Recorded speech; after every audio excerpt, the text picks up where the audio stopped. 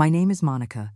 I am 61 years old, and last night my own son beat me until I bled over a bowl of unsalted soup. While I stayed on the kitchen floor, cleaning my own blood with an old rag, he calmly went to his room, closed the door, and fell asleep as if nothing had happened, as if hitting his mother was the most normal thing in the world. This morning, I woke up with my body aching, bruises on my arms, and a cut on my lip that still hurts when I talk. But what hurts the most are not the blows, it's the humiliation. It's knowing that my own son, whom I raised with so much love, to whom I gave everything, sees me as his personal servant, as if my only function in this world is to serve him and keep my mouth shut. I got up at 5 in the morning, like every day. Greg was already awake, sitting at the kitchen table in his impeccable gray suit, scrolling through his phone. He didn't even look at me when I came in. He simply said, without looking up, "Breakfast. Quickly. I have an important meeting," as if nothing had happened. As if the night before he hadn't screamed at me that I was useless, that I was good for nothing, that if it weren't for the fact that I'm his mother, he would have already thrown me out on the street. I prepared his scrambled eggs exactly how he likes them, with 3 tablespoons of shredded cheese, 2 slices of toast, and black coffee with no sugar. Everything perfect, measured to the last detail. Because if something is wrong, even slightly, he explodes. And when Greg explodes, I'm the one who pays the consequences. While he was eating breakfast, the sound of a key in the front door arrived. It was Brooke, his wife, a young, elegant woman who always greets me with a fake smile and treats me as if I were invisible. She walked in with her light green dress and high heels, kissed Greg on the cheek, and sat at the table as if she owned the place. "Good morning, Mrs. Davis," she said with that sweet voice she only uses when Greg is present. "How are you this morning?" I wanted to tell her that I woke up beaten by her husband, that I have bruises all over my back, that I can't take it anymore. But instead I smiled and said, "Fine, thank you. Brooke, would you like some breakfast?" Greg shot me a warning look. His eyes clearly told me, one word out of place and tonight will be worse. Then he added, with that fake smile he only uses for an audience, "Look, Mom, I bought you this new makeup. It'll be perfect for you. Cover up those little bumps you got last night when you tripped, okay?" Little bumps. That's what he calls what he did to me. As if it had been an accident. As if I had tripped on my own into his fist. I took the makeup without saying a word. It was an expensive foundation, the kind that costs more than $50. He surely bought it with my retirement money because he manages my entire bank account. He says it's for my own good, that at my age, I can't handle money on my own anymore. The truth is, I haven't seen a cent of my own pension in 2 years. Brooke looked at him with those bright eyes of admiration. "You're so thoughtful, honey, always taking care of your mom. If only she knew. If she knew that her perfect husband, that successful executive who manages multi-million-dollar accounts in his office, comes home every night to unload his frustration on me." After breakfast, Greg put on his red tie, picked up his briefcase, and whispered in my ear while Brooke was touching up her makeup. "Remember what we talked about last night. If you ever open your mouth, if you tell anyone what happens here, you will regret it. No one will believe you. You're a crazy old woman living off her son's charity." His words made my blood run cold. They left together, hand in hand, like the perfect couple they pretend to be. I watched them from the window get into Greg's new car, a black sedan that cost more than $40,000. My money. All bought with my money. When the house fell silent, I sat in the kitchen and began to cry. Not tears of sadness, but of rage, of helplessness. Because I know I have to do something, but I don't know what. I know I can't go on living like this, but I also don't know how to escape this nightmare. I sat in that silent kitchen for hours, watching the sunlight move slowly across the floor tiles. This house used to be my refuge. I bought it 30 years ago with the money I saved working as an executive secretary at the law firm of Morrison and Associates. 40 years of my life dedicated to that job, waking up at 5 in the morning, always arriving on time, organizing the lives of others. I never imagined I would end up a prisoner in my own home. It all started 3 years ago, when Greg divorced his first wife. He showed up at my door one night with a suitcase in his hand and that lost little boy look that always melted my heart. "Mom, I need to stay here for a while. just until I get my financial situation sorted out. He told me the divorce had left him bankrupt, that he had lost the house, that he had nowhere to live. I, like the foolish mother I always was, opened my door and my heart. Of course, son, this is your house too. How naive. I didn't know I was inviting the devil to live with me. The first few months were normal. Greg would get up early, go to work, come back at night, we'd have dinner together. He even helped me with the grocery shopping. I thought we would finally have the mother-son relationship I always dreamed of. But little by little, things began to change. First, it was small comments. Mom, this food is too salty. Mom, why don't you clean the bathroom better? Mom, your clothes are too wrinkled, it's embarrassing. Comments that hurt me, but which I justified by thinking he was stressed about the divorce. Then he started meddling in my finances. Mom, at your age, you shouldn't be handling so much cash. It's dangerous. Let me help you with your accounts. And I, like the idiot I am, gave him access to my bank account. It's just to help me, I thought. He's my son, he would never hurt me. How wrong I was. Within 6 months, Greg had completely taken over my money. My $1,200 monthly pension went straight into his account. He would give me $20 a week for personal expenses, as if I were a child receiving an allowance. When I asked him about the rest of the money, he would say, Mom, I'm investing your savings so they can grow. Trust me.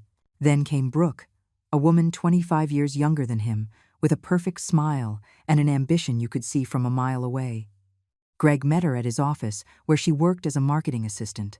6 months later, they got married in a ceremony that cost more than $15,000.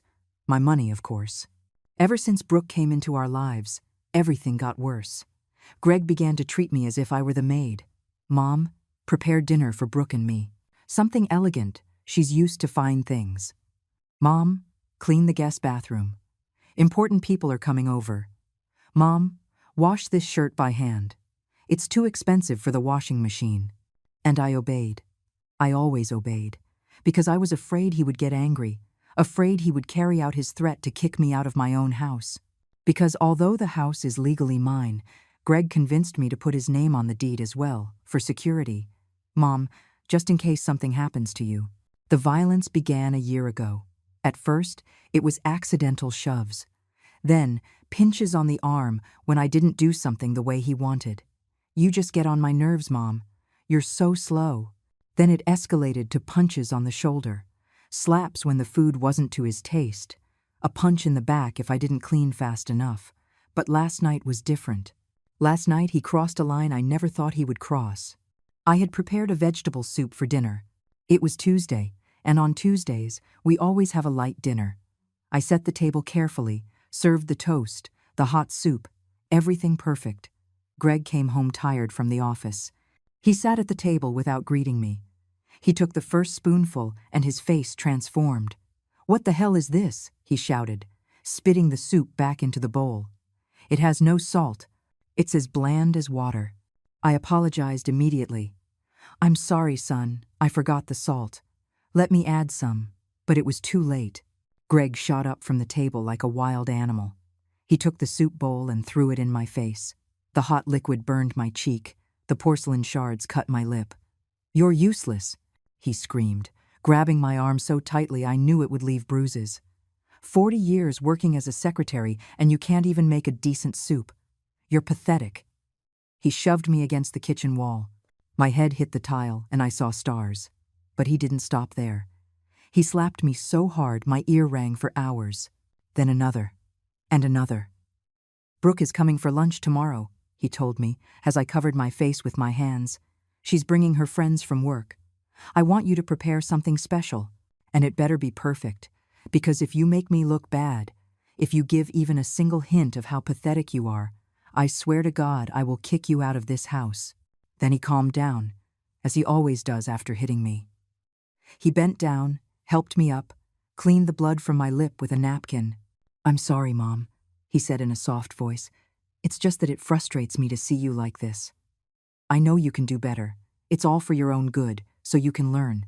And he went to bed, calmly, as if nothing had happened. I stayed up all night in the kitchen, cleaning the remains of soup and broken porcelain from the floor. Every little piece I picked up was like collecting the fragments of my dignity. My lip was still bleeding, but it was no longer just physical pain I felt. It was something deeper, darker. It was the realization that my own son, the person I loved most in this world, had become my tormentor. As I cleaned, I began to remember how we got here. Greg wasn't always like this. When he was a child, he was sweet, affectionate. His father abandoned us when he was 8, and from then on, it was just him and me against the world. I worked double shifts for years to give him everything he needed. I put him in the best private school I could afford, bought him designer clothes, gave him piano lessons, English lessons, anything he asked for. Maybe that was my mistake. Maybe I spoiled him so much that he never learned the value of respect, of effort, of true love. I always gave him everything on a silver platter, without asking for anything in return. And now, 35 years later, I'm the one paying the consequences of my decisions. At dawn, I heard his footsteps coming down the stairs. My heart began to beat fast, as it always does when he is near. It's incredible how a person can live in a constant state of alert in their own home. He entered the kitchen, already dressed in his black suit, checking his phone as he did every morning. This time, he didn't even ask me for breakfast. He simply sat down and waited for me to serve him. I prepared his scrambled eggs, his black coffee, his 2 slices of toast, all in absolute silence. He ate while answering emails, as if I were invisible. At 7:30, Brooke arrived. This time she was wearing a tight yellow dress and high-heeled shoes that echoed on the floor like hammer blows. She looked radiant, as always. I wonder if she has ever noticed the bruises I have, the marks on my arms, the way I flinch every time Greg raises his voice. "Good morning, Mrs. Davis," she said with that plastic smile. "How are you feeling today?" "Fine, thank you," I lied, as always. "Would you like some breakfast?" "Just a coffee, please." "Light, with artificial sweetener." As I served her coffee, I noticed she was watching me out of the corner of her eye. Her eyes lingered on my swollen lip, on the bruise peeking out from the collar of my blouse. For a moment, I thought she would say something, that she would ask what had happened to me. But instead, she simply looked away and went back to checking her phone. Greg finished his breakfast and stared at me. "Remember what I told you last night, Mom? Brooke is coming for lunch with 3 of her friends. I want you to prepare something special. Pasta with shrimp, Caesar salads, desserts, and buy white wine, the good kind, not that cheap crap you usually buy." He gave me 3 $20 bills as if it were a great generosity. $60 to prepare lunch for 5 people, with what he spends on a single shirt. "And another thing," he added, leaning in to whisper in my ear while Brooke wasn't looking. "Put on that makeup I bought you. Cover those marks well. If any of her friends ask something strange, if you make any comment about your appearance, you will regret it. Do you understand me?" I nodded, feeling my hands tremble slightly. He smiled, gave me a kiss on the forehead like the perfect son he pretends to be, and they left together. As soon as the door closed, I collapsed into a kitchen chair. $60 for an elaborate lunch. Fresh shrimp costs at least $30 a pound. Good wine, another $20. How am I supposed to work miracles with so little money? But it wasn't just the money that distressed me. It was the pressure of having to act normal in front of Brooke's friends, of pretending to be the happy mother-in-law of a perfect family, when the reality is that I am an abused woman in my own home. I looked at myself in the bathroom mirror and almost didn't recognize myself. My lip was swollen and purple, with a small cut at the corner. My eyes were red and puffy from so much crying. The bruise on my neck looked like a dark stain spreading towards my collarbone. I opened the makeup Greg had given me. It was an expensive, imported brand foundation, the kind that elegant women like Brooke use every day. I began to apply it carefully, covering every mark, every bruise, every piece of evidence of what really happens in this house. As I put on my makeup, I couldn't help but think of all the times I had done this very thing. How many mornings had I woken up to hide bruises, to invent excuses about falls and accidents? I bumped into the table. The closet door slipped. I fell down the stairs, one lie after another, to protect my son's reputation. I went out to do the shopping with my list in hand and my face perfectly made up. At the supermarket, I tried to stretch those $60 as much as I could. I bought frozen shrimp instead of fresh prawns, the cheapest brand of wine that wasn't terrible, pasta on sale. Every penny counted. While waiting in the checkout line, an older woman approached me. It was Clara, my next-door neighbor, a widow of about 65 who has always been kind to me. "Hi, Monica," she said with a warm smile. "How are you, dear? I haven't seen you in the garden in a while." "Hi, Clara. I'm fine, thanks. I've been very busy with things around the house." She looked at me intently, and I noticed her eyes linger on my lip, despite the makeup. "You hurt your mouth?" she asked with genuine concern. I felt my heart race. "No, it's nothing. I hit myself with the closet door last night. You know how clumsy I am." Clara frowned but didn't press. "Well, if you need anything, you know where I live. I'm always home in the afternoons." Her words went straight to my heart. It had been so long since anyone had offered me help so genuinely, since anyone had treated me with true kindness. For a moment, I wanted to tell her everything, to ask for help, to confess the nightmare I'm living. But Greg's voice echoed in my head. "If you ever open your mouth, if you tell anyone what happens here, you will regret it. No one will believe you. You're a crazy old woman living off her son's charity." "Thank you, Clara," I said simply. "You're very kind." I returned home and started cooking like a madwoman. I had to have everything ready by 12 o'clock, when Brooke and her friends would arrive. I cleaned the house from top to bottom, set the table with the good china, and arranged flowers in the center. Everything had to be perfect. As I cooked, I couldn't stop thinking about what Clara had said. "If you need anything, you know where I live." Could she suspect something? Could she have heard the screams coming from my house at night? At 11:30, my phone rang. It was a number I didn't recognize. "Mrs. Monica Davis?" a male voice asked. "Yes, this is she. This is the accountant from your son Greg's company. We need to speak with you urgently about some discrepancies in the accounts. Could you come to the office this afternoon?" My heart stopped. "Discrepancies? I don't understand. I'd rather not speak over the phone." "Ma'am, can you come at 3 in the afternoon? It's very important." I hung up the phone with trembling hands. What had Greg done at his job? Why were they calling me? A bad feeling settled in my stomach, but I didn't have time to think more because Brooke and her friends were already arriving. The doorbell rang at exactly 12 o'clock. I took a deep breath, touched up my makeup one last time, and went to open the door. There was Brooke with her 3 friends, all dressed as if they were going to a fashion show.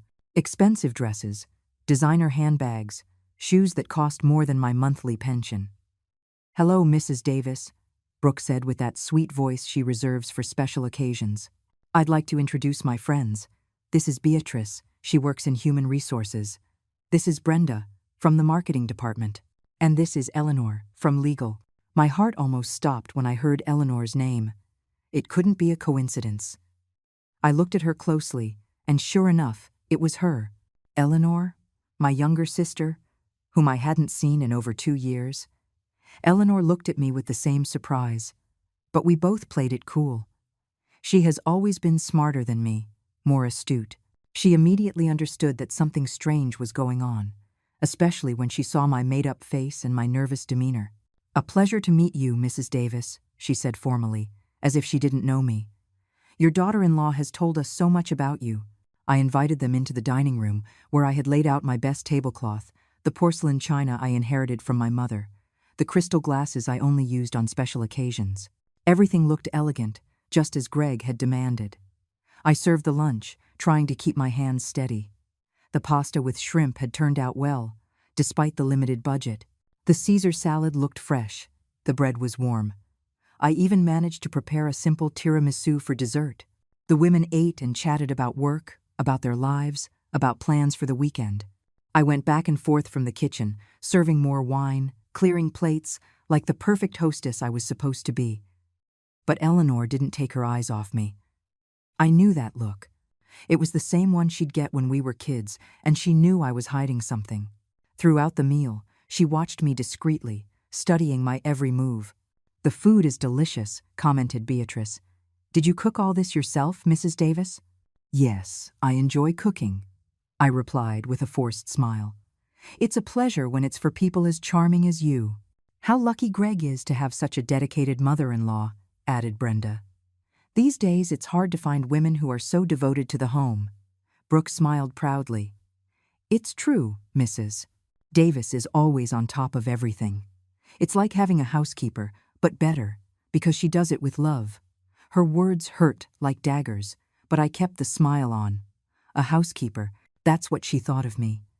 Not a mother, not a person with rights and dignity, but a free servant. Eleanor cleared her throat. And what did you do before, Mrs. Davis? Were you always dedicated to the home? No, I replied, feeling a bit of pride for the first time in a long time. I worked for 40 years as an executive secretary at the Morrison & Associates law firm. I retired 3 years ago. Eleanor's eyes lit up. Morrison & Associates was one of the most prestigious firms in the city, where she had worked as an intern during her law school studies. How interesting, she exclaimed. I know that firm. They have a very good reputation. You must have met a lot of important people in all those years. Yes, I said with a more genuine smile. I met judges, prosecutors, important lawyers. I even helped on some big cases. Mr. Morrison always said I was indispensable. Brooke looked uncomfortable with the turn of the conversation. She didn't like me being the center of attention for my professional achievements to be discussed. She quickly changed the subject. Well, but now Mrs. Davis is retired, enjoying her well-deserved rest, she said with that fake smile. Greg takes care of everything, her finances, her needs. He's a very responsible son. Eleanor stared at me when Brooke said that. I know my sister, and I know those words sounded strange to her. A woman who worked for 40 years at an important law firm doesn't need her son to take care of her finances. The lunch continued with trivial conversations, but I felt the tension growing. Eleanor kept watching me, and I knew she had noticed something was wrong. When I went to the kitchen for dessert, she followed me. Do you need help? She asked, but she was really looking for a moment to talk to me alone. No, thank you. Everything is under control, I replied, avoiding her gaze. Monica, she said in a low voice, using my real name for the first time that afternoon. Are you okay? You seem different. For a moment, all my defenses came down. I wanted to hug her, tell her everything, ask her to help me. But just then, I heard Greg's keys in the front door. He had come home from work earlier than usual. Everything is fine, Eleanor, I said quickly. I'm just a little tired. Greg entered the dining room with that perfect smile he uses when there are guests. He greeted the women elegantly, kissed Brooke on the cheek, and looked at me with approval. The lunch had gone well, just as he had ordered. How are the most beautiful ladies in the office? He said with that fake charisma he uses in public. I hope my mother has taken good care of you. Excellently, replied Beatrice. Your mother is charming. Greg put his hand on my shoulder, and I tensed up automatically. He felt my reaction and squeezed a little harder, as a silent warning. She's the best mother in the world, he said, but his fingers dug into my shoulder through my blouse. Always looking out for everyone, always sacrificing for the family. The women began to say their goodbyes after dessert. Eleanor was the last to leave, and before she went out, she took my hand. It was a pleasure to meet you, Mrs. Davis, she said out loud for Greg to hear. But then she whispered in my ear, we'll see each other soon. When they were all gone, Greg closed the door, and his expression changed completely. The mask of the perfect son disappeared, and he was back to being the monster he always was. You did well, he told me coldly. For once, you didn't embarrass me. It wasn't a compliment. It was a statement that I had fulfilled my duties as a servant. While I cleared the plates and cleaned the dining room, he went to his room to change clothes. But before he left, he reminded me, by the way, the technician is coming tomorrow to check your computer. He says you've been browsing strange pages. My blood ran cold. I didn't have my own computer. I only used his when I needed something. And the only strange thing I had been looking for lately were pages about domestic violence, about shelters for battered women, about helplines. He knew I had been looking for information. He knew I was considering asking for help. At that moment, my phone rang. It was the accountant from Greg's company again. Mrs. Davis, can you come this afternoon at 3? It's urgent. I looked at the clock. It was 2:15. Greg was in his room, probably taking a nap. It was my chance. "Yes," I said in a low voice. "I'll be there." I took my keys, my purse, and left the house silently. I didn't know what awaited me in that office, but I had a feeling my life was about to change forever. As I walked to the bus stop, I remembered Eleanor's words. "We'll see each other soon." My sister had noticed something, and for the first time in a long time, I felt a small spark of hope. The office building where Greg worked was one of those modern skyscrapers downtown, all glass and steel, that commanded respect from the sidewalk. I had never been there before. For all these years, my son had kept his work life completely separate from me, as if it were a secret I shouldn't know. I went up to the 18th floor, where the offices of North Star Corporate Holdings were. The receptionist, a young woman with a professional smile, directed me to the accountant's office. My heart was beating so hard I thought everyone could hear it. Mrs. Davis, a man of about 50, with glasses and a formal suit, greeted me. "I'm Adrian Castillo, the company's chief accountant. Thank you for coming so quickly." I sat across from his desk, trying to seem calm, though inside I was trembling. His eyes had a seriousness that made me even more nervous. "Ma'am, I need to ask you a few questions about your bank account," he began, opening a folder full of documents, specifically about some movements we've detected in recent months. "I don't understand," I said with a shaky voice. "What does my account have to do with the company?" Adrian looked at me with a mix of pity and concern. "Mrs. Davis, we have discovered that your son Greg has been using company funds to make transfers to his personal bank account, transfers that are then withdrawn from your account." I felt as if I had been punched in the stomach. "That can't be true. Greg is an exemplary employee. He would never do something like that." "I'm afraid he has," Adrian said, showing me a series of documents. "In the last 6 months, he has diverted over $50,000 of corporate funds. The money first appears in his personal account, but is immediately transferred to the account he shares with you." My world collapsed. $50,000. My son was not only physically abusing me, but he was using me as an unwitting accomplice in his thefts. "But I didn't know anything," I said desperately. "He manages my entire bank account.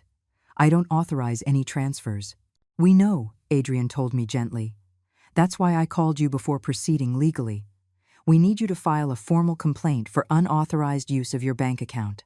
It's the only way to clear your name in this matter." I felt nauseous.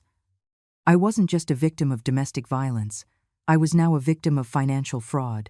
And worst of all, my own son had made me his accomplice without my knowledge. "What will happen to Greg?" I asked, though I already knew the answer. "If you file the complaint, he will be arrested for corporate embezzlement and fraudulent use of bank accounts. These are serious crimes that can carry between 5 and 10 years in prison." I left that office in a total state of shock. I walked the downtown streets for hours, aimlessly, trying to process all the information. My son was a thief, a criminal, and I had been his unwitting tool. When I finally returned home, it was already 6 in the evening. Greg was in the living room, watching television, as if it were a normal day. Seeing me come in, he looked at me with that superior expression he always wore. "Where were you?" he asked in an accusatory tone. "I got home from work and you weren't here. The house was a mess after the lunch." For the first time in years, I looked him straight in the eye without looking down. "I was at your office."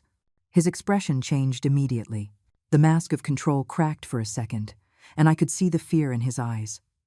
"What did you say?" "I was at your office, Greg. I spoke with the accountant. I know what you've been doing." He got up from the sofa slowly, like a predator preparing to attack. "I don't know what you're talking about, Mom. I think you're confused." $50,000, I said, feeling my voice grow firmer. $50,000 that you've stolen from your company using my bank account. Greg came closer to me, and for the first time in a long time, I didn't back down. Something had changed inside me that afternoon. Maybe it was knowing I wasn't alone, that there were other people who knew the truth. "Listen to me carefully, you stupid old woman," he said in a low, threatening voice. "You have no idea what you're saying. That money is mine by right.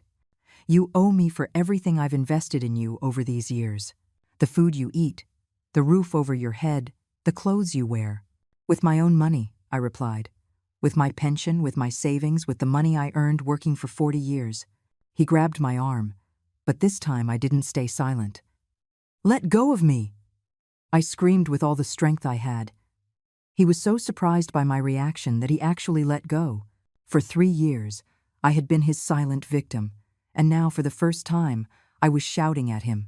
"You're crazy," he said, but his voice no longer sounded so confident. "No one is going to believe you. You're a senile old woman who doesn't even know what she's saying."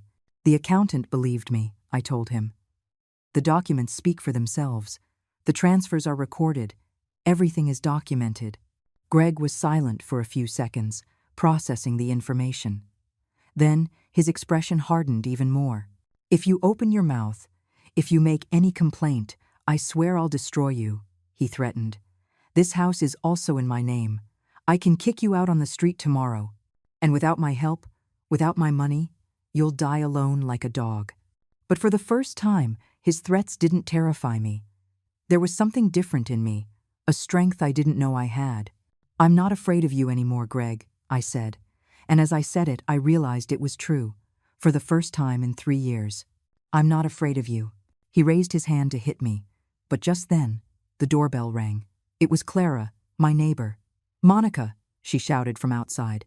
"Monica, is everything all right?" I heard screaming. Greg slowly lowered his hand.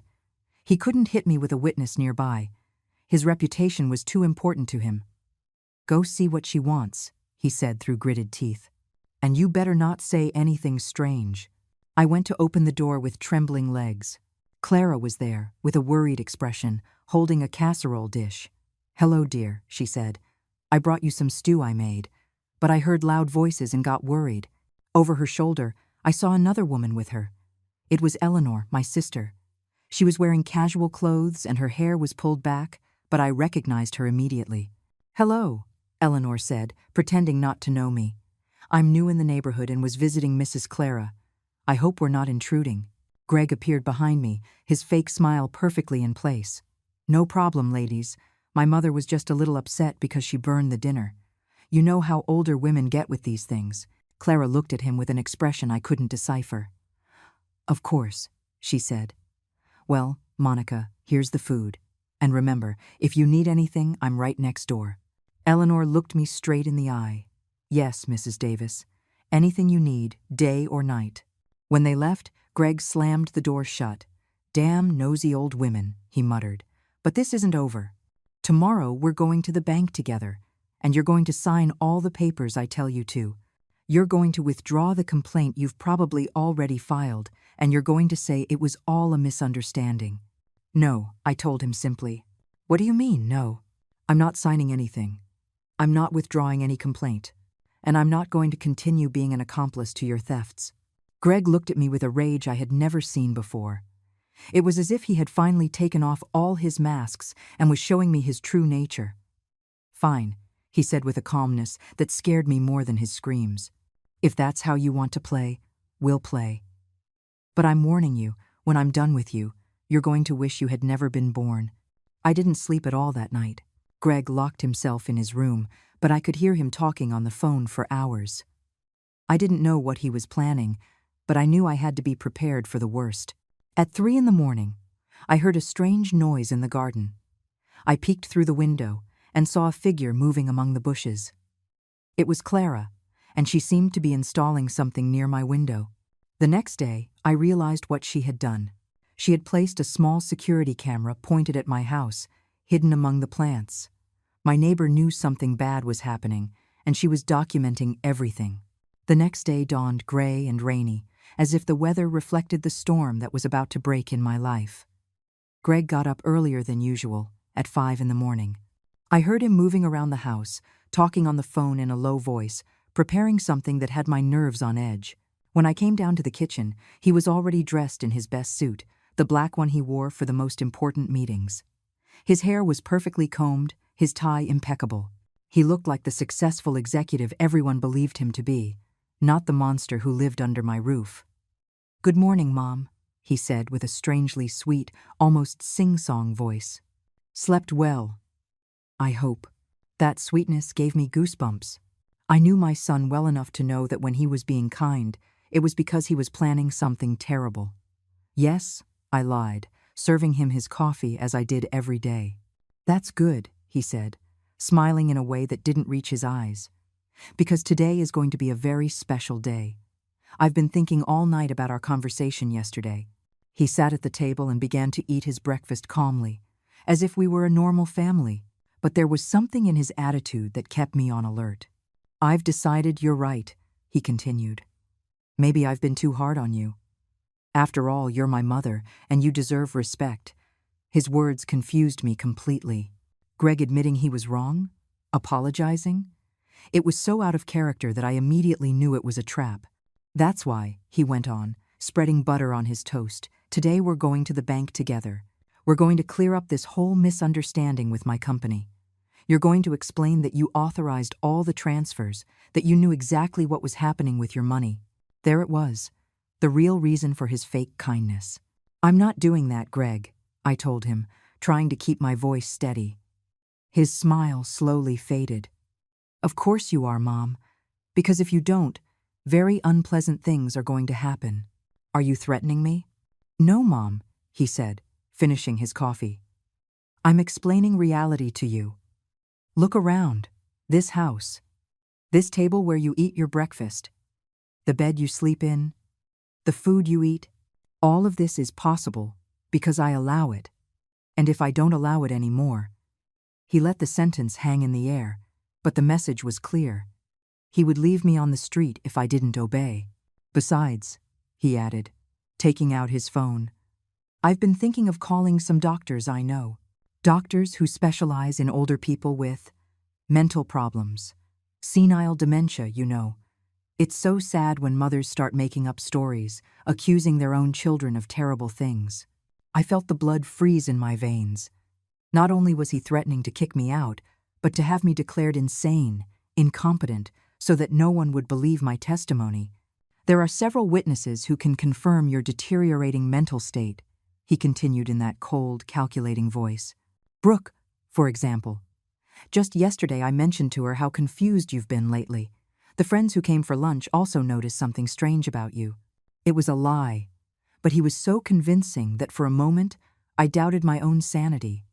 That's how his manipulation worked. He made me doubt everything, even my own perception of reality. So we're going to the bank at 10, he said, getting up from the table. You're going to put on your best dress. You're going to fix yourself up nicely, and you're going to smile while you sign every paper they put in front of you. Understood? I didn't answer him. I simply began to clear the breakfast dishes, trying to buy time to think. I'm talking to you, he shouted, and all trace of his fake kindness disappeared. Understood. Understood, I murmured, hating myself for being so cowardly. Greg left for his office, but before he went out, he warned me. Don't you dare leave this house. Don't you dare talk on the phone to anyone. I'll be back at 9:30 to take you to the bank. As soon as the door closed, I collapsed into a kitchen chair and began to cry. Not tears of sadness, but of pure rage. Rage at him, but mostly rage at myself for having let things get to this point. I was like that for a few minutes until I heard a soft knock on the back kitchen door. It was Clara, with a look of urgency on her face. Monica, open up quickly, she whispered through the glass. It's important. I opened the door and she came in quickly, looking around to make sure we were alone. I heard everything, she said without preamble. I have the camera set up near your kitchen window. I recorded the entire conversation you had with your son. My heart began to beat faster.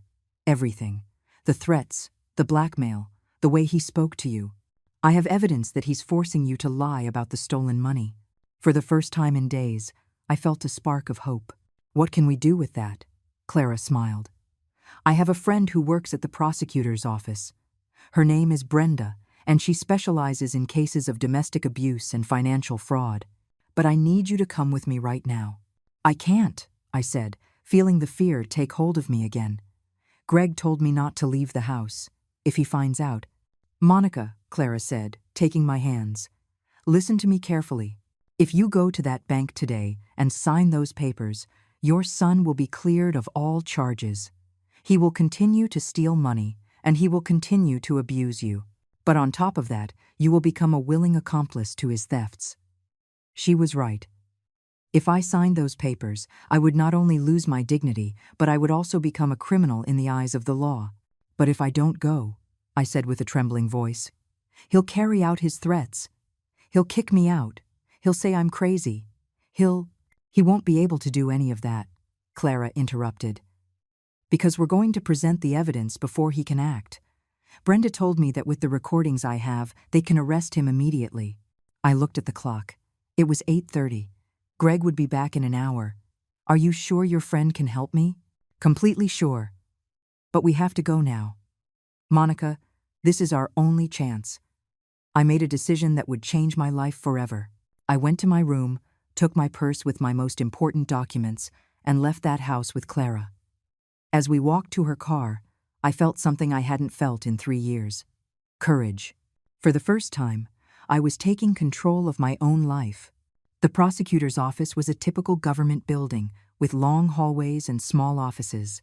Brenda turned out to be a woman in her 40s, with an intelligent gaze and a way of speaking that inspired confidence. "Mrs. Davis," she said after reviewing the recordings Clara had brought, "what your son is doing constitutes multiple crimes: domestic abuse, financial fraud, blackmail, and attempted obstruction of justice." "What does that mean?" I asked. "It means we can arrest him today," Brenda replied. "But I need you to file a formal complaint for all these crimes. Are you willing to do that?" I looked at the clock. It was 9:15. In 15 minutes, Greg would be arriving home to take me to the bank. When he realized I wasn't there, his rage would be uncontrollable. "Yes," I said, feeling my voice grow firmer. "I'm ready to file the complaint." Brenda smiled. "Perfect. While you fill out the papers, I'll coordinate with the police to go arrest your son. Do you know where he is at the moment?" "He should be arriving at my house," I said. "He said he would pick me up at 9:30. "Even better," Brenda said, picking up her phone. "It's easier to arrest him in a known location." While I filled out the complaint forms, Brenda coordinated with the police. Clara stayed with me the whole time, holding my hand, giving me strength. "Are you sure about this, Monica?" she asked. "Once we sign these papers, there's no going back." "I've never been more sure of anything in my life," I replied. At 10:30, Brenda's phone rang. It was the police confirming that they had arrested Greg at my house. They found him screaming like a madman, breaking things, looking for me all over the house. "He's in custody," Brenda told me. "The charges are serious. It's very likely he won't be able to make bail." I felt as if a 1,000-pound weight had been lifted off me. For the first time in 3 years, I knew that tonight I would sleep without fear. When we got back to my house that afternoon, the place looked like a battlefield. Greg had destroyed practically everything he could get his hands on before the police arrested him. The sofa cushions were slashed, there were broken plates all over the kitchen floor, and the family photos hanging on the walls were in pieces. "My God," Clara whispered, looking at the destruction. "How could he do all this in such a short time?" I knew the answer. I knew Greg's blind fury when things didn't go his way. I had seen that rage before, but never directed at inanimate objects. Usually, I was the target of his anger. Brenda, who had come with us to document the damage, was taking pictures of everything. "This will serve as additional evidence of his violent behavior," she explained. "Destruction of property during a fit of rage. The judge will see exactly what kind of person your son Island." As we cleaned up the broken glass and picked up the pieces of my former life, my phone began to ring insistently. It was an unknown number. "Don't answer," Brenda warned me. "It's probably him calling from jail. Let it go to voicemail." Sure enough, when I checked the messages, it was Greg's voice, but it sounded completely different. He was no longer the threatening monster from the morning. He was the scared little boy he pretended to be when he wanted to manipulate me. "Mom," his voice broke in the recording. "Mom, please, come get me out of here. It was all a misunderstanding. I never meant to hurt you. You know I love you, that you're the most important thing in my life. Please, Mom, don't let me rot in this jail. I'm your son, your only son."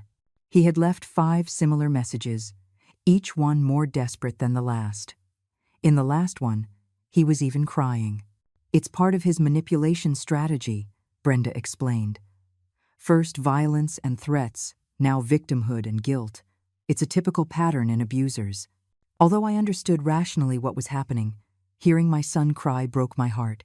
For 35 years, he had been my baby, my reason for living.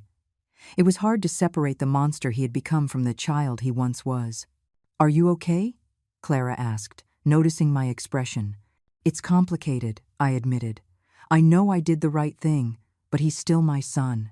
That night, Clara insisted that I stay at her house. "Your house isn't safe now," she told me. "Greg has friends, acquaintances, maybe Brooke.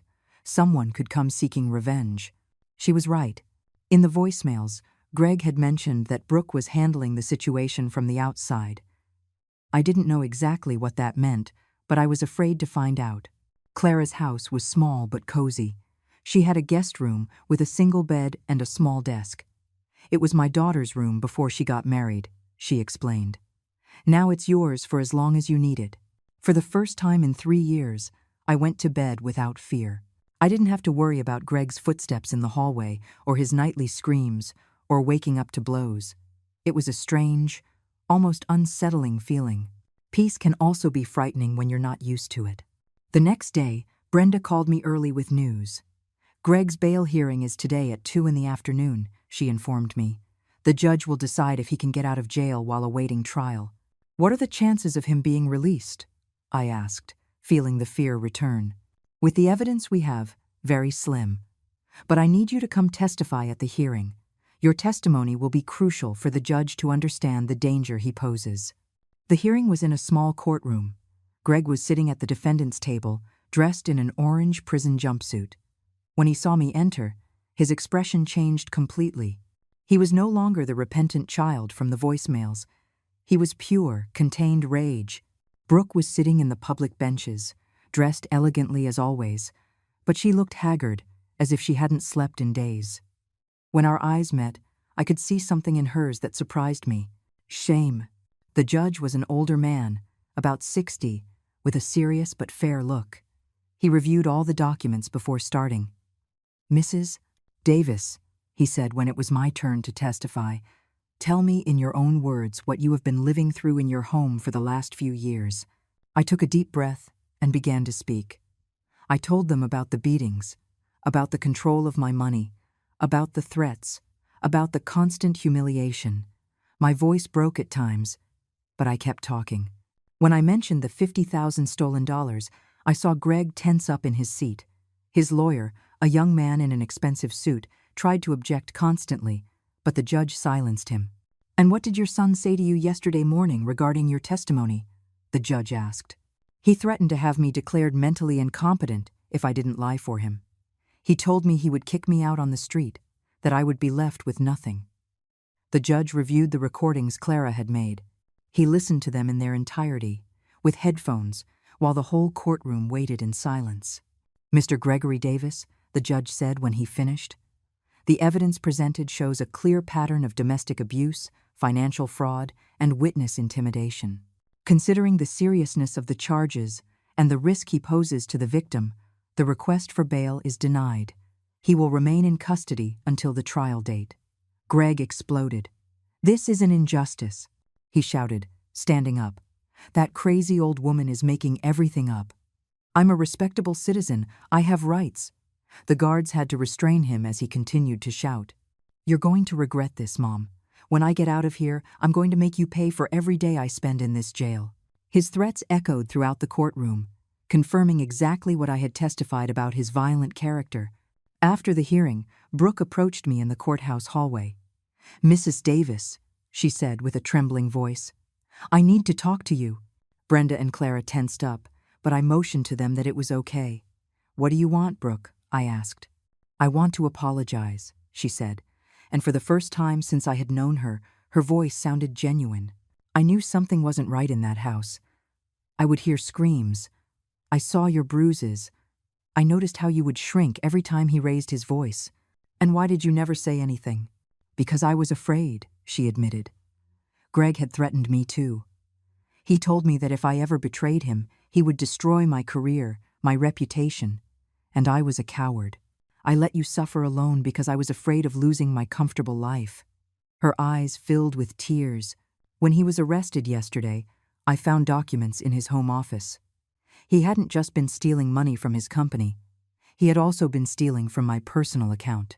We've been married for 2 years, and I never realized he was a con man. "What are you going to do now?" I asked her. "I'm filing for divorce immediately," she said with determination. "And I'm going to testify against him at the trial. I've already spoken with a lawyer. I want to cooperate with the prosecution, so he pays for everything he did to us." When we left the courthouse, I felt something I hadn't experienced in years. Real hope. Not only had I managed to escape my son, but now I had allies in my fight for justice. That afternoon, as we walked back to Clara's house, Brenda gave me more good news. "The company where Greg worked wants to reach a settlement," she informed me. "They are willing not to press additional charges against you if you cooperate in returning the stolen money. Furthermore, in recognition that you were a victim of fraud, they are going to pay you a compensation of $20,000. $20,000. It was more money than I had had available in the last 3 years. "What about my house?" I asked. Greg said it was also in his name. "We checked the documents," Brenda said, smiling. "Your son lied. The deed is still only in your name. He forged some papers, but legally, the house is completely yours."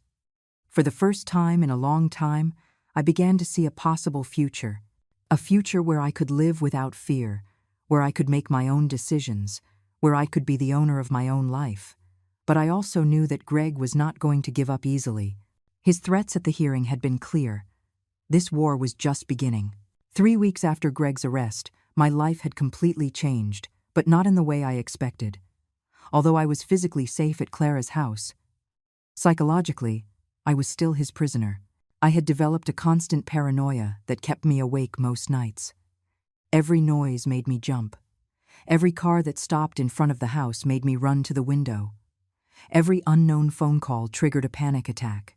Brenda had explained to me that it was normal, that after years of abuse, the fear doesn't disappear overnight. "It's post-traumatic stress syndrome," she had told me. "Your mind and body are used to living in a constant state of alert. It will take time to heal." But there was something more than just trauma. Greg had managed to get messages out from jail, messages that made my blood run cold. The first came through a different lawyer, one who wasn't his official representative. It was a handwritten letter, in the handwriting I knew so well. "Dear Mom," it said, "I hope you're enjoying your little victory. I hope you feel very brave for betraying me. But I want you to know something. This isn't over. I know things about you that no one else knows. Secrets you've kept for 40 years working at that law firm. Things that could ruin not only your reputation, but your freedom." My heart stopped when I read those lines. What secrets? During my 40 years as a secretary at Morrison & Associates, I had handled confidential information, of course, but I had never done anything illegal. Remember the Williams versus the state case, Mom? The one from 15 years ago? I found the documents you hid.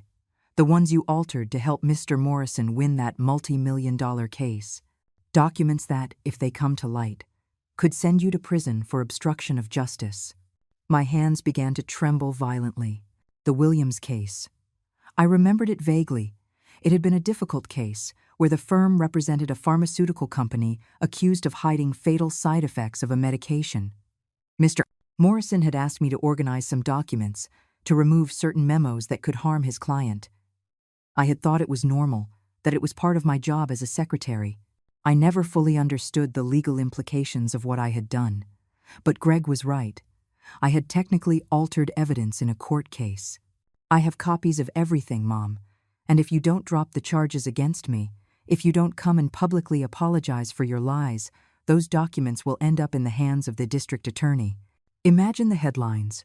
61-year-old secretary arrested for complicity in covering up medication-related deaths. The rest of the letter detailed exactly how he was going to destroy my life if I didn't obey. He had contacts in the media. He knew journalists who would pay well for a story of judicial corruption. My picture would be in all the papers, my name forever associated with a scandal. When Clara found me crying with the letter in my hands, she immediately called Brenda. "This is clear blackmail," Brenda said after reading the letter. But we need to know if his threats have any basis. What do you remember exactly about the Williams case? I told her everything I could remember, including the instructions Mr. Morrison had given me about reorganizing the documents. Did you know that what you were doing could be illegal? She asked me. No, I said honestly. I was just following orders. Mr. Morrison told me it was standard procedure to protect attorney-client confidentiality. Brenda sighed. Legally, ignorance is no excuse. If you really did alter evidence, even without criminal intent, a crime was technically committed. My world fell apart again. Just when I thought I had escaped Greg's clutches, he found another way to control me. What do I do? I asked desperately. If I drop the charges, he goes free and kills me. If I don't drop them, I go to prison for something I did 15 years ago without knowing it was illegal. First, calm down, Brenda told me. Second, we're going to investigate exactly what documents your son has and how he got them. And third, we're going to look for ways to minimize the legal damage if it turns out there is indeed evidence against you. The next few days were a nightmare of legal investigation. Brenda worked with a team of lawyers specializing in old cases to review the entire Williams file. Meanwhile, I lived in a state of constant terror, expecting to be arrested at any moment. Clara was my salvation during those dark weeks. She not only gave me refuge in her home, but she became the sister I never had. Every night, she would sit with me while I cried, make me chamomile tea to help me sleep, and constantly remind me that I wasn't alone. Whatever happens, she would tell me, we'll face it together. You're no longer that scared woman living under your son's terrorism. But I did feel exactly like that scared woman. Greg had succeeded in returning me to the state of fear and hopelessness that had been my life for 3 years. A week later, the second letter arrived, even crueler than the first. I see you haven't learned your lesson, Mom. I see you still think you can defy me. Fine. Now everyone is going to find out what kind of person you really are. Along with the letter was an envelope with photographs. Photographs of documents. Sure enough, internal memos from Morrison and Associates with my handwriting, where I had written notes in the margins, dates that had been altered, pages missing from original files. These photos will be in the hands of the newspaper by tomorrow night if you don't come to visit me in jail before Friday. You come alone, without lawyers, without witnesses, and you bring a signed letter asking for all charges against me to be dropped because it was all a misunderstanding caused by your mental deterioration. My mental deterioration. That accusation again that made my blood run cold. If you don't come, not only will they see these photos in the newspapers, they'll also see the recordings. Recordings? What recordings? Did you think I didn't know you had cameras installed in the house, Mom? Did you think I was that stupid? I have recordings too. Recordings of you accepting cash from the firm's clients. Money you never reported as income. Tax evasion, Mom. Another 15 years in prison. This time it wasn't just blackmail. It was a total psychological war. Greg had been preparing for this situation for months, maybe years. He had collected evidence, planned every move, anticipated my rebellion. When Brenda read the second letter, her expression became very serious. Monica, I need you to tell me the complete truth about your time at the firm. Anything you might have done, any irregular situation, any money you received outside of your salary.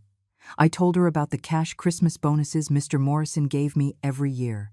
Money I never declared because I thought they were personal gifts. I told her about the times when grateful clients had given me tips for special services. Money I also didn't report because I didn't know I had to. In total, how much money are we talking about over 40 years? She asked. Maybe about $15,000, I said with shame. Brenda calculated quickly. With interest and penalties, we'd be talking about a tax debt of about $40,000. But the most serious thing is that, technically, it is tax evasion. My son had built a perfect trap. If I reported him, he would destroy me with evidence of my own mistakes. If I didn't report him, he would remain free to abuse me and steal money. There is a third option, Brenda told me after thinking for a long time. An option that neither of you will expect. What is it? That we get ahead of him. That we voluntarily confess all your mistakes before he can use them as blackmail. and that we use that confession to prove that your son is a master manipulator who exerts psychological control over his victims, even from prison. It was a risky bet. It meant publicly admitting that I had committed crimes, facing possible legal consequences, exposing myself to public humiliation. But it also meant taking away Greg's main weapon, the secret. If we do this, Brenda continued, your son loses all his power over you. He can no longer blackmail you because there's nothing left to hide. I looked out the window at my house, which was still empty and trashed across the street. That house represented my past, my mistakes, my fears. But it also represented my future, my freedom, my chance to start over. Let's do it, I finally said. I'm tired of living in fear. I'm tired of my son controlling my life from a jail cell. Brenda smiled. Tomorrow, we're going to give Greg the surprise of his life. The day we decided to fight back came faster than I expected. Brenda had arranged a press conference for 2 p.m, where I would voluntarily confess all my past mistakes before Greg could use them against me. It was a risky strategy, but it was our only chance to regain control of the situation. That morning I woke up with a mental clarity I hadn't felt in years. For the first time since Greg's arrest, I wasn't afraid. I had made a decision that would change my life forever, and strangely, I felt at peace with it. Clara helped me get ready. I put on my most serious gray dress, the one I used for formal occasions when I worked at the firm. I put on light makeup, just enough not to look haggard, but without trying to hide who I really was. Are you sure about this, Monica? Clara asked me for the 5th time that morning. Once you say those words in public, you can't take them back. I'm completely sure, I replied, and was surprised by the firmness of my own voice. For 3 years, I lived as a prisoner in my own home, out of fear of the consequences. I'm not going to continue being a prisoner of my past mistakes. At 12 o'clock, Brenda called me with unexpected news. Monica, something extraordinary has just happened. Mr. Moreno, Greg's boss at the company, wants to talk to you before the press conference. Raphael was the man who had discovered Greg's thefts, the same one who had turned white as a sheet when he learned the truth. I didn't understand why he wanted to talk to me. We met at Brenda's office. Raphael was a man of about 55, with gray hair and a presence that inspired respect. When he saw me come in, he immediately stood up from his seat. Mrs. Davis, he said in a warm but serious voice, first, I want to apologize. If I had supervised Greg better, if I had paid attention to the warning signs, maybe we could have prevented you from suffering so much. His words surprised me. You had no way of knowing what was happening in my house. Maybe not, Raphael said, sitting across from me, but I did have a way of knowing that something strange was happening with the company's finances. Your son's thefts didn't start 6 months ago. They started 2 years ago. My heart stopped. 2 years. 2 years, Raphael confirmed. Small amounts at first, so small that we attributed them to accounting errors. But when we started investigating after your complaint, we discovered that he had been stealing systematically for a long time. Brenda leaned forward. How much money are we talking about in total? $130,000, Raphael said. $130,000 that went directly to accounts controlled by him, including his mother's bank account. I felt nauseous. Not only had I been a victim of physical and psychological abuse, I had been the unwitting tool of a massive theft for 2 whole years. But there's more, Raphael continued. When Greg was arrested, our legal department decided to investigate more deeply. We discovered that he had been falsifying reports, manipulating contracts, even selling confidential company information to competitors. Why are you telling me this? I asked. Raphael smiled for the first time since the conversation had begun. Because we want to offer you a job, Mrs. Davis. A job. During our investigation, we reviewed your work history, 40 years at Morrison & Associates, impeccable references, experience in complex cases. We need someone with your experience to help us rebuild everything your son destroyed. I couldn't believe what I was hearing. Instead of facing arrest and public humiliation, I was being offered a chance to start over. The salary would be $4,000 a month, Raphael continued. Plus health benefits, plus a special compensation of $50,000 in recognition of the damage we unintentionally caused you. $4,000 a month. It was more than 3 times my current pension. And $50,000 in compensation. Suddenly, my future didn't look so hopeless. But there is one condition, Raphael added. We need you to testify at the trial against your son. Your testimony will be crucial to ensure he pays for all his crimes, not just the ones he committed against you. Of course, I said without hesitation. I'll do whatever is necessary. At 2 in the afternoon, the press room was filled with journalists, cameras, and microphones. Brenda had invited all the local media, explaining that a victim of domestic violence would be making an important statement about blackmail from prison. When I sat in front of those cameras, I felt a different kind of fear than I had experienced for years. It wasn't fear of Greg, it wasn't fear of blows or threats. It was fear of freedom, fear of the responsibility of owning my own life. My name is Monica Davis, I began, looking directly at the cameras. I am 61 years old, and for the last 3 years, I have been a victim of domestic violence at the hands of my son, Gregory Davis. I told my complete story. The beatings, the financial control, the threats, the systematic theft of my money. But I also told the part that Greg expected me to keep secret. During my 40 years working as a secretary at the Morrison & Associates law firm, I made mistakes, I said, feeling my voice grow firmer with each word. Mistakes that I didn't know were illegal at the time, but which I now recognize as such. I explained the Williams case, the altered documents, the unreported money. Everything. I held nothing back. My son discovered these mistakes and has been using them to blackmail me from prison. He threatened to expose me publicly if I didn't drop the charges against him. Today I am here to take that weapon away from him. I would rather face the consequences of my mistakes than continue to be a victim of his manipulation. The room was completely silent. The journalists were taking furious notes, the cameras recording every word. I want to send a message to all the women who are being abused by their sons, husbands, or partners, I continued. Emotional blackmail, financial control, threats of exposure, these are all forms of abuse. Do not let the fear of public judgment keep you prisoner. Freedom is worth more than reputation. After the press conference, Brenda informed me that the prosecutor's office had decided not to press charges against me for my past mistakes. Your voluntary confession, combined with the fact that you were a victim of blackmail, makes you more useful as a witness than as a defendant, she explained. That night, for the first time in months, I went back to sleep in my own house. Clara insisted on staying with me the first few nights, until I felt completely safe. As I lay in my own bed, in my own house, I felt something I hadn't experienced in 3 years, complete control over my own life. Greg was still in jail, facing multiple charges that would likely keep him there for many years. His blackmails had lost all power because I no longer had secrets to hide. My phone rang. It was a number from the jail, but this time I wasn't afraid to answer. Mom? It was Greg's voice, but it sounded completely defeated. I saw your press conference on the news. And what did you think of it? I asked, with a calmness that surprised me.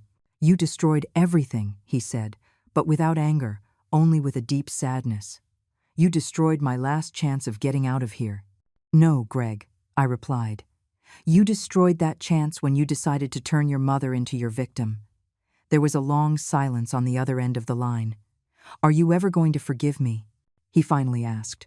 Someday, I said honestly. When you pay for what you did, when you seek real help to change, when you understand the damage you caused, someday I'll be able to forgive you. But I'll never forget. I hung up the phone and turned it off. Tomorrow I would start my new job, my new life. But tonight, I simply wanted to sleep in peace in my own house, without fear, without threats, without blackmail. For the first time in 3 years, I was completely free. And although the path had been painful, although I had had to face my own mistakes publicly, although I had lost the relationship with my son forever, I knew I had made the right decision. Greg had learned that victims can become strong, that secrets lose their power when exposed to the light, and that justice, though delayed, eventually arrives. And I had learned that it is never too late to reclaim your own life, no matter how many years you have lived in the shadows. This was my story of liberation, A story that I hope inspires other women to break their own chains, no matter who put them there.